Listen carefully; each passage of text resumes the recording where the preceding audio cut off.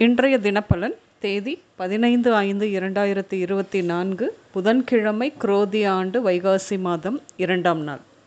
இன்றைய திருக்குறள் அதிகாரம் நடுவுநிலைமை குறள் 116. கெடுவல்யான் என்பதறிகதன் நெஞ்சம் நடுவொரீஇ அல்ல செய்யின்.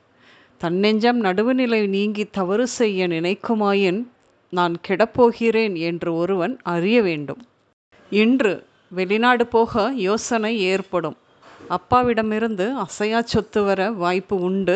வீடு கட்டும் அல்லது வாங்கும் எண்ணம் என்று தோன்றும். அரசு வேலை கிடைப்பதில் தாமதம் ஏற்படும். வேற்றுமத காதலுக்கு வாய்ப்பு அதிகம் உண்டு. கடனால் அவதி ஏற்படும். முறையற்ற காதல் சமூகத்திற்கு புறம்பான செயல் செய்ய மனம் தூண்டும். இன்று அம்மாவிற்கு மன உளைச்சல் வரலாம்.